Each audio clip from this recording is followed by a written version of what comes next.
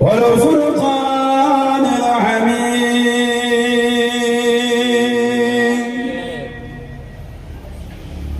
يا أيها الذين آمنوا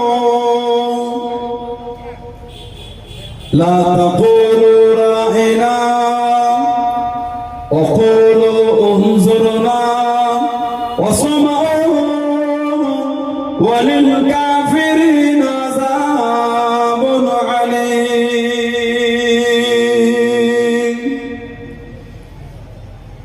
قال رسول الله صلى الله عليه وسلم من كذب علي متعمدا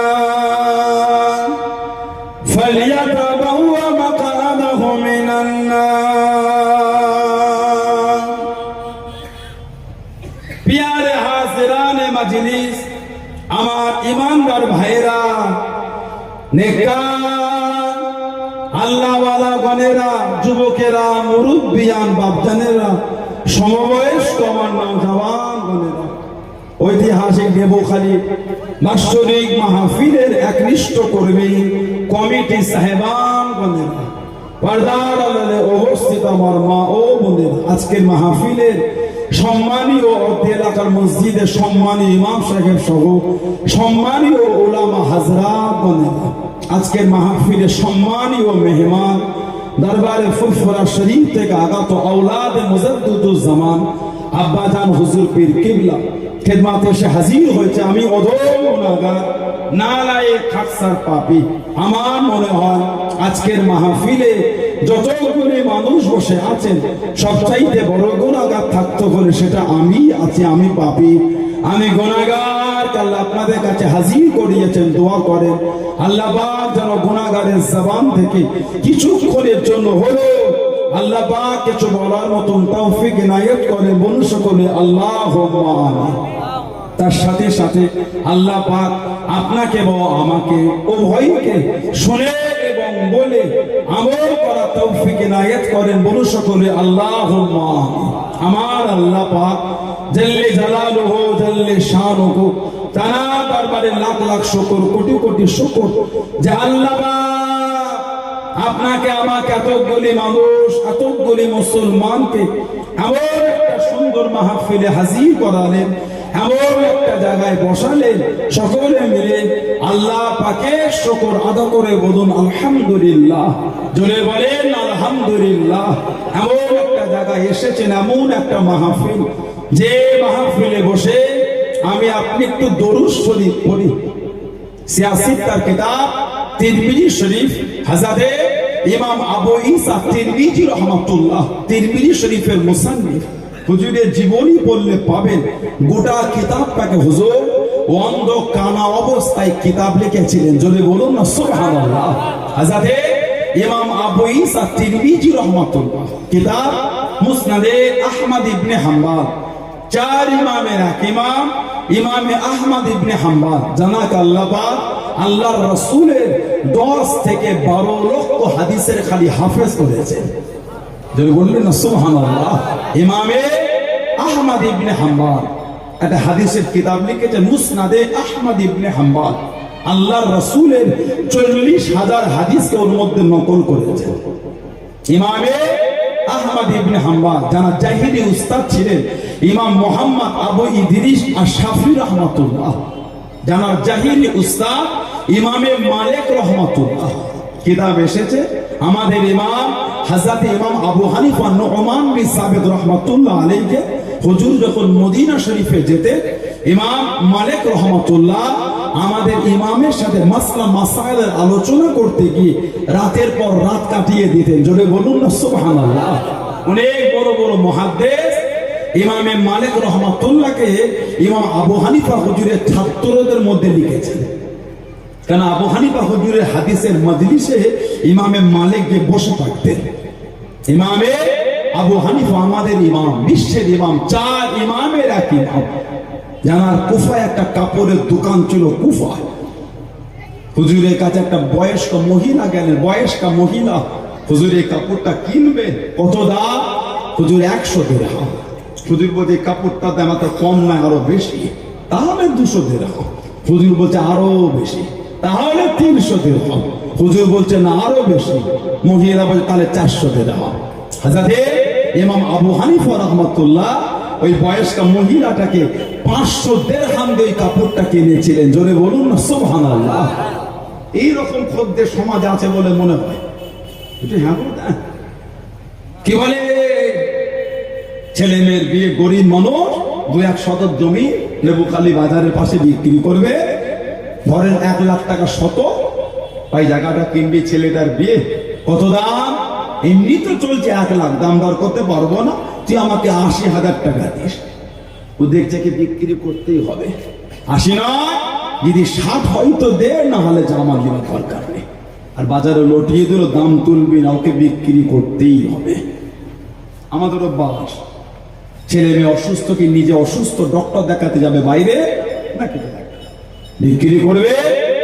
যে পাকে পুতলো আমরা সবাই তাকে ধরে আরো নিচে পুতার চেষ্টা করছি।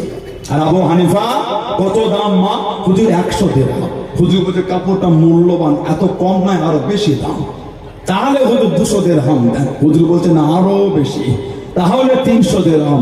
হুজুর বলছেন আরো বেশি, তাহলে 400 দিরহাম। আবু হানিফা ওনাকে 500 দিরহাম দিয়ে কাপড়টা কিনেছেন। বলুন সুবহানাল্লাহ। 4 ইমামের একই নাম। কুফায় কাপড়ের দোকান। মদিনা শরীফ থেকে কিছু মানুষ এসেছে কুফায় ব্যবসা করতে। মদিনা শরীফ থেকে কিছু মানুষ কুফায় এসেছে ব্যবসা করতে। কেনাকাটা মিটে গেল, ফিরে যাবে। বন্ধুদের বলে কিছু কাপড় কিনতাম এই কোয়ালিটি। বন্ধুরা বললেন এই কাপড় যদি পাও তো আবু হানিফার দোকান ছাড়া কার দোকানে পাবে না, তবে কিন্তু যাচ্ছ যাও, তবে দাম দর করো না। কেন হুজুর লাভ নাই না, অনেক সময় কেনা দামে মাল বিক্রি করে দেয়। হুজুরের দোকানে গিয়েছে, সেদিন হুজুর ছিলেন না, হুজুরের ছাত্র। কাপড় দেখে দেখে পছন্দ, কত দাম? 1000 দিরহাম। কথা মনে আছে, দাম দর করা যাবে না। 1000 দিরহাম দিয়ে কাপড়টাকে নিয়ে চলে গেছে মদিনা শরীফে। বেশ কিছুদিন পর আবু হানিফা রাহমাতুল্লাহ দোকানে কাপড় দেখতে দেখতে ওই থানটা খুঁজে পাচ্ছে না। জিজ্ঞাসা করে কাপড়, আর হুজুর বিক্রি করেছে কত? হুজুর 1000 দিরহাম। তুমি আমার দোকানে বসে লোককে এইভাবে ঠকাচ্ছ। ওই কাপড়টা আমি কিনেছি মাত্র 400 দিরহাম, আর তুমি বিক্রি করেছো 1000 দিরহাম, তার মানে 600 দিরহাম তুমি লাভ নিয়েছো। না না, আমি তো এত লাভ নেবো না। হুজুর ওই 1000 দিরহাম নিয়ে মদিনা শরীফে রওনা হয়ে গেলেন লোকটাকে খুঁজছেন, পাচ্ছেন। নামাজের সময় হলো, মসজিদে ঢুকে দেখে ওই কাপড়টা পরে একজন নামাজ পড়ছে। হুজুরকে গায়ের কাছে দাঁড়িয়ে নামাজ পড়লেন। নামাজ শেষ, আবু হানিফা ধরেছে, এই আমার কাপড় আমাকে ফেরত দেন, এই আপনার 1000 দিরহাম আপনি নিয়ে নেন। লোকটা বলছে আপনার কাপড় মানে? আমি কুফা থেকে আবু হানিফার দোকান থেকে, আবু হানিফার কাছ থেকে, আপনি মানে? হুজুর বলছে আবু হানিফাকে চেনেন? চিনি মানে? তার কাছ থেকে কিনেছেন। হুজুর বলছে আবু হানিফা কোন? দেখেন না। হুজুর হেসে বলছে আমি তো আবু হানিফা। যদি বলুন সুবহানাল্লাহ, তাহলে ওটা আমার ছাত্র। এই আপনার 1000 দিরহাম নেন, আর আমার কাপড় আমাকে দেন। আর যে কদিন পড়েছে আপনাকে খুশি মনে পড়তে দিলাম, ওজন টাকা লাগবে না। দোকানদার উনি বলেন কাপড় তো ফেরত দেবো না, যদি আপনার টাকা কম দিয়ে থাকি বলেন আরো দিয়ে দিচ্ছি, কাপড় ফেরত হবে না। আবু হানিফা হুজুর বলেন না, দাম কম না, এই কাপড়টা আমি কিনেছি মাত্র 400 দিরহাম, আর আপনাকে বিক্রি করেছে 1000 দিরহাম, আমি এত লাভ নেবো না। আপনি আমার কাপড় দেন, আপনার এই টাকা নেন।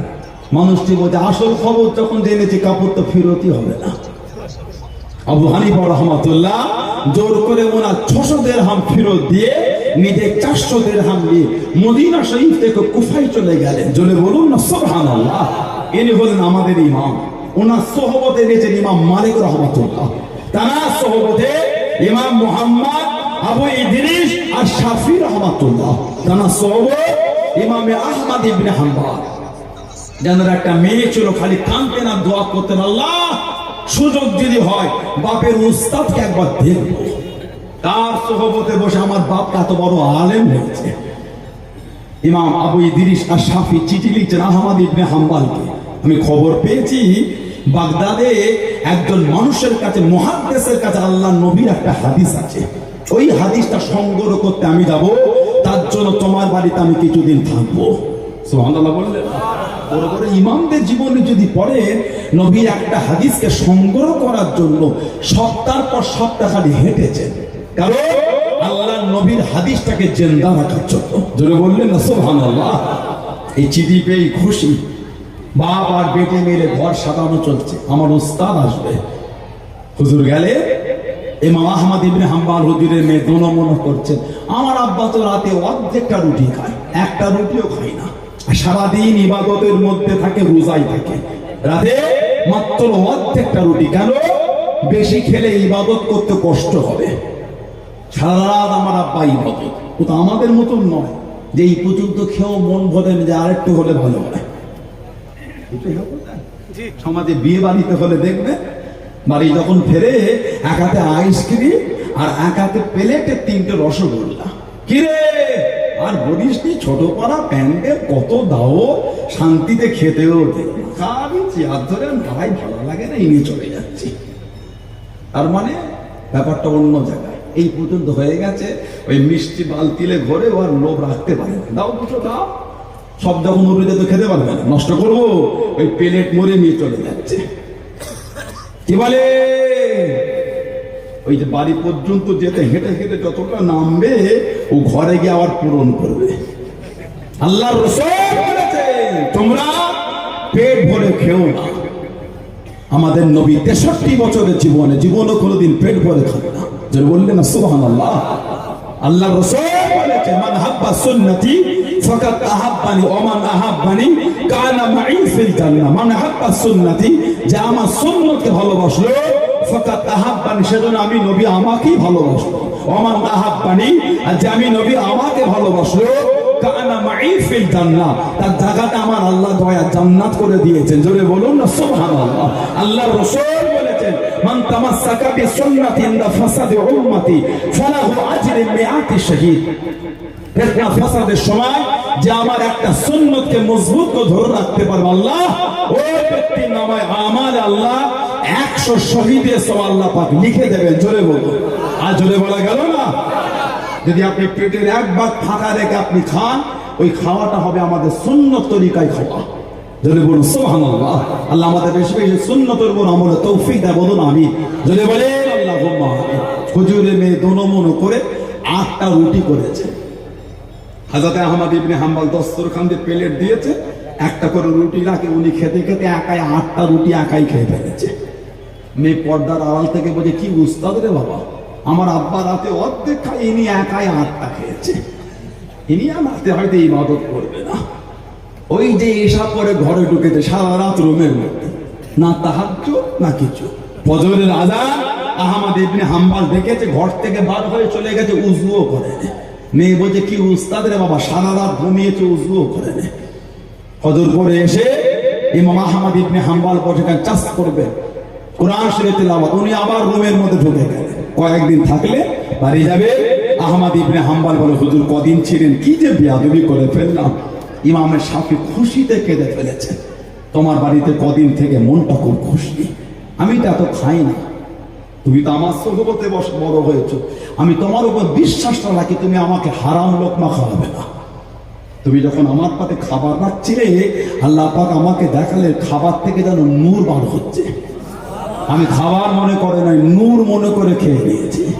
যদি বললেন না সুবহানাল্লাহ। তুমি দেখলে না, ফজরের আযান হয়েছে, ডেকেছো, চলে গিয়ে যে হুজুর উযু করিনি, আমার উযুই নষ্ট হয়নি। তুমি যে বাইরে কোরআন শরীফ তেলাওয়াত করছিলে, আমি ওই কোরআন শরীফের আয়াত শুনে সারা রাত রুমের মধ্যে বসে বসে তাফসীর করেছি, আমার উযুই নষ্ট হয়নি, তো উযু করবো কি? জোরে বললেন। আর জোরে বলা যাবে না। এবার হুজুরের মেয়ে কাঁদছে, আল্লাহ কি ভাবলাম আর কি হলো। ওই কিতাবে এসেছে, আল্লাহ রাসূল বলেছে, একটা দল, একটা জামাত একত্রিত হয়ে বসলো, কিন্তু আমি নবী আমার উপর দরুদ শরীফ পড়লো না। তাদের আফসোস করতে হবে, তারা যদি আল্লাহর জান্নাতে যায়, জান্নাতে গিয়ে আফসোস করতে হবে দরুদ শরীফের ফজিলত থেকে। সেই নবীর ভালোবাসা এসেছেন, ঈমানকে মজবুত করে। কে মানেন না মানে বলতে পারবো না, আমি মানি, এই ঈমান তৈরি করে। তবে যারা মেনেছে তাদের থেকে শিক্ষা না, মানার মতন মানা, সাহাবারা মেনেছে। আল্লাহ রাসূল মাঝে মাঝে বলতেন, তোমরা যদি আমি নবী আমার জেন্দা শহীদ সাহাবীকে দেখে খুশি হতে চাও, তোমরা আমার আবু তালহাকে দেখো। এটা আমি নবী আমার জেন্দা শহীদ সাহাবী, জোরে বলুন, যিনি উহুদের যুদ্ধে 80টা তীর নিজের সিনার মধ্যে নিয়েছে। 80টা তীর, একটা তীরও আমাদের নবীকে লাগতে দেয় না। আল্লাহ রাসূল বলেছেন, তোমরা যদি আমি নবী আমার জেন্দা শহীদ সাহাবীকে দেখে খুশি হতে চাও, তোমরা আমার আবু তালহাকে দেখো। এটা আমি নবী আমার জেন্দা শহীদ সাহাবী, জোরে বলুন। দাঁড় ইসলামে আসাটা একটা ইতিহাস। হযরত তালহা ইবনে উবাইদুল্লাহ আবু তালহা মক্কা শরীফের বড় ব্যবসায়ী ছিলেন। হুজুর আমার ব্যবসার জন্য বার হয়ে গেলেন, হুজুর আমার ব্যবসার জন্য রওনা হয়ে গেলেন, হুজুর আমার ব্যবসার জন্য চলে গেলেন। আল্লাহ রাসূলের সাহাবী হযরত আবু তালহা রাদিয়াল্লাহু তাআলা আনহু কিনা বাজায় মত আছে, কিনা বাজায় দুনিয়া আছে। ও তোমাকে ও আমার মুরব্বি বাবা, হঠাৎ করে কে যেন ডাক দিয়ে দিল,